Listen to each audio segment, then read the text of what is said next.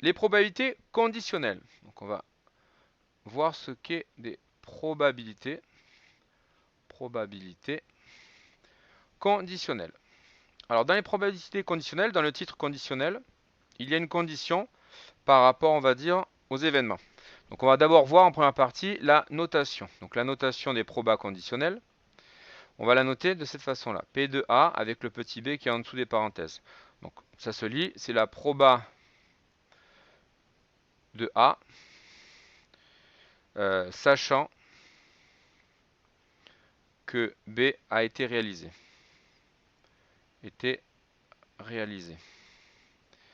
On peut la noter aussi P, imaginons de E, sachant B. Donc ça se lit P de E, sachant B. C'est comme ça qu'on va les appeler.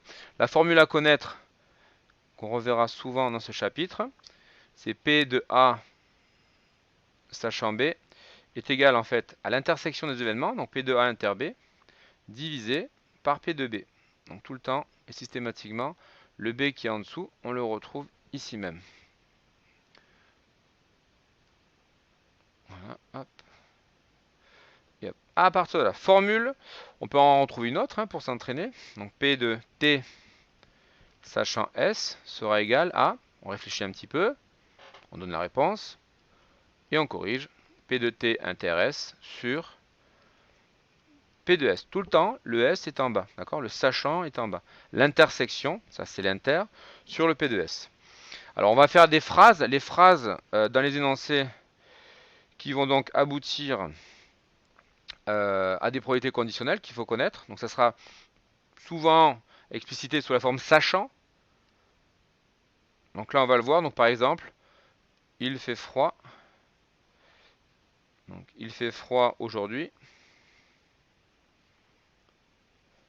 Donc on va appeler ça l'événement F. Donc calculer la proba. Qu'est-ce qu'on pourrait dire? La probabilité qu'il neige. Voilà, qu'il neige. Donc neige, on va l'appeler N. Donc comment on l'écrit? On l'écrit sous la forme P de neige, sachant qu'il fasse froid. Et la formule comme au-dessus. Donc ça va faire P de N inter F sur P de F. On peut l'avoir aussi sous cette forme-là. Donc on sait que demain il y a du vent. Demain il y a du vent. Donc on va noter V. Calculer la proba. Calculer la proba d'aller à l'école. Donc d'aller à l'école, on va le mettre avec un événement E. Donc on le note comment? On va le noter P de E, sachant V. On sait qu'il y a du vent, on veut savoir la probabilité d'aller à l'école. Donc c'est P de V, donc c'est l'inter, sur, encore une fois, P de E. Et on parle bien de l'événement, non, erreur de ma part, P de V. Hop, P de V. Donc on regarde bien l'événement qui est en sachant. On va faire la différence entre les événements dépendants et indépendants dans ce chapitre-là. Donc on va voir déjà ce que sont des événements qui sont dits dépendants. Donc dépendant. Donc prenons par exemple l'événement P, il pleut, et U pour prendre un parapluie. Un parapluie. On va faire l'arbre correspondant, donc soit il pleut, soit il ne pleut pas. Donc le pleut pas, on l'appelle P bar, c'est les complémentaires à P. Et soit U bar. Soit U et soit U bar. On va remplir des probabilités au hasard. Dans le département, la probabilité qu'il pleuve est très rare. Donc une faible probabilité, ce serait 0,2. Donc là, forcément, ces compléments, c'est à 0,8. 0,8 plus 0,2, ça doit faire 1. P plus P bar fera 1. Donc P plus P bar fait 1. U plus U bar fera 1, etc., etc. Donc la probabilité de prendre le parapluie sachant qu'il pleuve, en général, quand il pleut, on prend un parapluie. Donc il y a une forte probabilité. Quelle est la probabilité de prendre un parapluie sachant qu'il ne pleut pas? En général, on ne prend pas de parapluie quand il ne pleut pas, sauf certaines personnes qui prévoient. Donc on va mettre 0,2. Ce sont des valeurs aléatoires. C'est bien voir la différence. Et là, on s'aperçoit qu'il pleuve ou qu'il ne pleuve pas, on n'a pas la même probabilité ici. Donc là, on est sur des événements qui sont dépendant. C'est-à-dire que le parapluie dépendra du fait qu'il pleuve ou qu'il ne pleuve pas. Alors comment on le vérifie? Tout simplement par rapport à sa notation. Donc cette proba-là, elle s'appelle P de U, sachant P. On prend le parapluie sachant qu'il pleuve. Et celle-là, elle s'appelle je prends mon parapluie, sachant qu'il ne pleut pas. Donc P bar. Et on s'aperçoit que P de U sachant P est différent de P de U sachant P bar. Donc ça, on pourra le voir aussi quand c'est dépendant, ça sera différent. Donc quand c'est indépendant, c'est-à-dire qu'il n'y a pas de lien entre les deux événements, donc il y a beaucoup de liens dans la vie de tous les jours de beaucoup de nombre d'événements. Donc P, il pleut. P, il pleut. N, manger du Nutella. Manger du Nutella. Alors soit il pleut, soit il pleut pas. Toujours pareil, les mêmes probabilités. Donc là on est à 0,2, là on est à 0,8. Manger du Nutella ou ne pas manger du Nutella, c'est pareil. Donc on sera à 0,7 et là 0,3. Donc c'est des valeurs qui sont arbitraires. Qu'il pleuve ou qu'il pleuve pas, je mangerai tout de même du Nutella à 0,7 ou à 0,3. Ça ne change pas. Donc à partir de là, on peut calculer et on s'aperçoit que les deux probabilités sont identiques. P de n sachant P est égal à P de n sachant n P bar. Donc P de n sachant P est égal à P. Donc ça, on peut le voir directement avec l'arbre. P de n sachant P bar.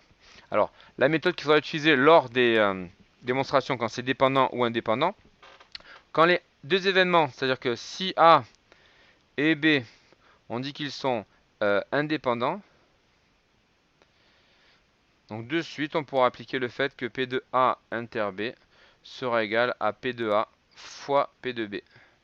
C'est-à-dire qu'il n'y a pas de dépendance, il n'y a pas de lien de sachant, de causalité.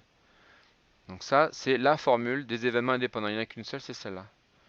Donc à maîtriser et ressortir au niveau de QCM. Formule pour deux événements qui sont indépendants. Lorsqu'ils sont dépendants, on fera un arbre de probabilité. Alors on va faire un exemple quand même pour cette partie-là. Donc c'est très utile notamment pour cette formule qu'on vient d'écrire. Donc c'est très utile pour les QCM notamment. Donc pour les QCM, on va se mettre un exemple.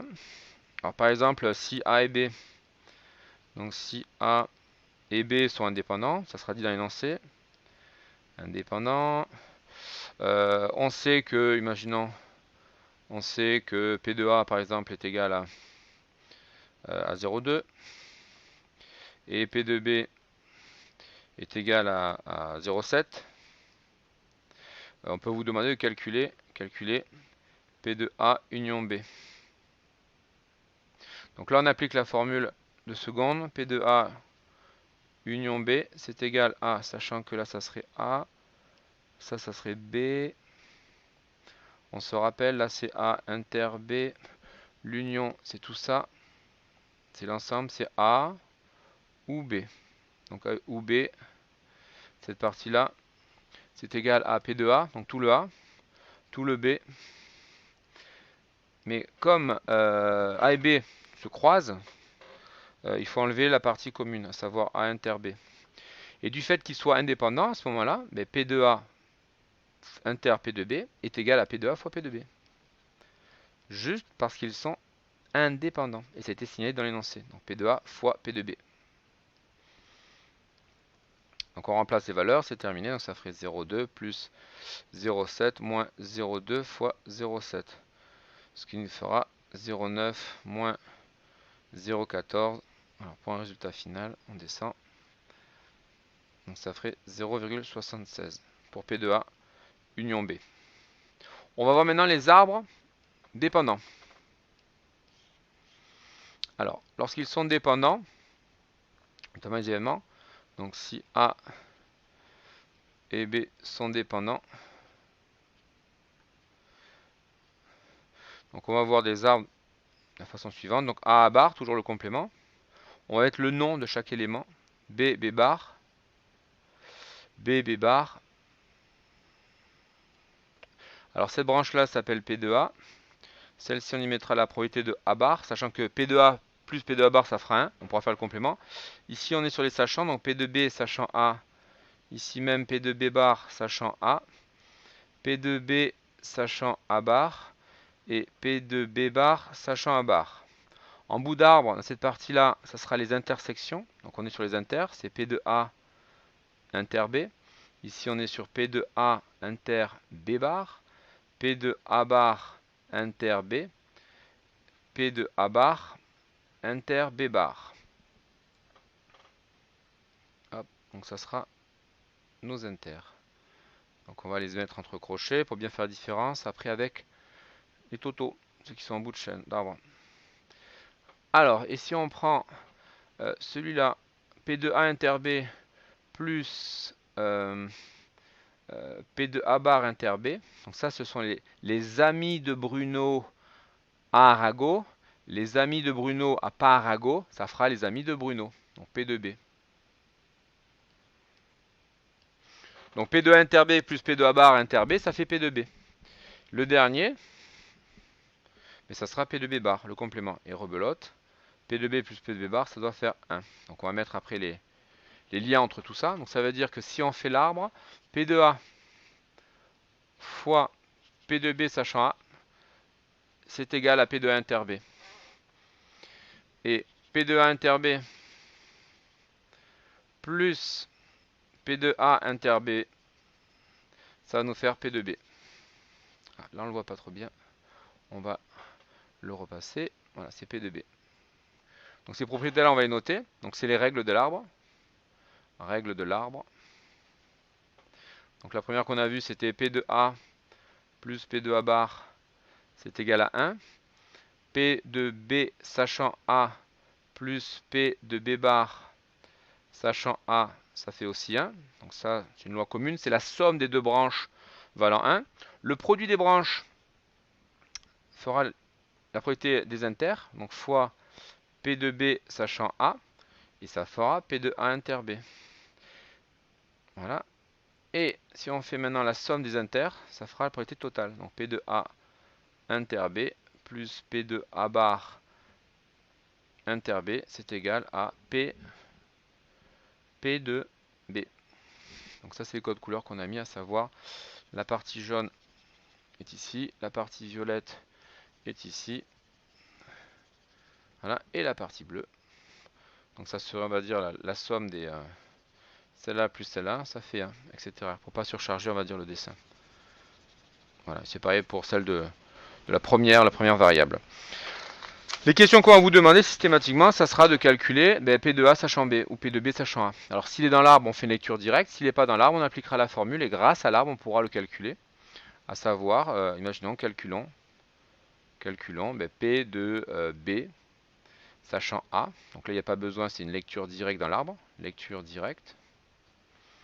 D'accord? Mais si on me demande de calculer P de A sachant B, il n'est pas dans l'arbre. On le calcule avec la formule, celle de départ. P de A inter B sur, et on met P de B en bas. P de A inter B, c'est le produit des branches. C'est égal à P de A fois P de B sachant A. Donc c'était la partie jaune. Voilà. Et puis le P de B, mais le P de B correspond à la somme en fait des extrémités des branches. P de A inter B plus P de A bar inter B. Donc ça c'était la partie violette.